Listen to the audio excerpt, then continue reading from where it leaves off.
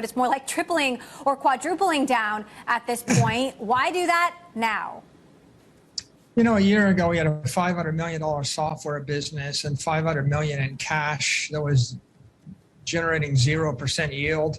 Today, we have a $500 million software business growing 10% a year and a $5 billion Bitcoin business that's been growing north of 100% a year.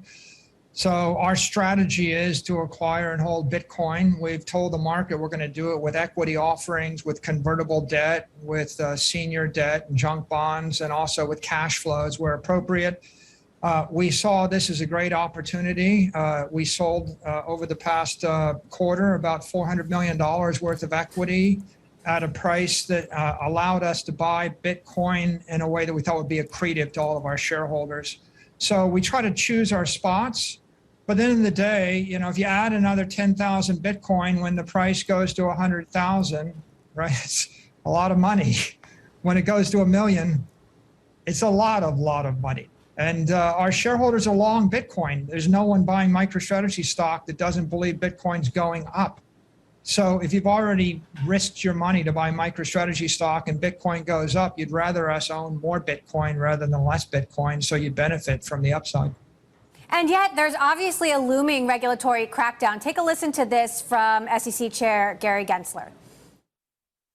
Is it your view that stable coins themselves can be securities? I think it's, Senator, they may well be securities. To me, a stable coin doesn't meet the second prong of the Howey test, that there has to be an expectation of profits from the investment.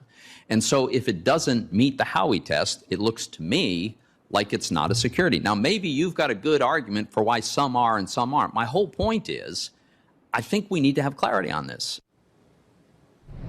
Michael, are you at all concerned that regulators could regulate the exuberance that you were talking about earlier out of the market? I think that the big winner of that entire hearing was Bitcoin. The consensus that's emerging is that Bitcoin is a commodity and Bitcoin is property. And if your use case is to buy Bitcoin as a long-term store of value, then there's broad-based consensus and support for that across Congress, the Senate, the regulators, the administration, and industry here and abroad. I think that there's a need for clarity. I mean, there's consensus that people think the innovations of cryptocurrency could be beneficial for the next 100 years. They're good for the industry. They're good for the Western world. There's also consensus that we would benefit from clarity. And I think Senator Toomey was pointing out that we would all benefit from clarity, but I think that the SECs would probably agree with them. And I think that over time we can expect that we'll see more clarity with regard to all digital assets. And I expect that will reduce the volatility in the Bitcoin space. It'll increase public confidence in Bitcoin. And it's also going to accelerate institutional adoption and retail adoption of Bitcoin, because these are all good things for the industry.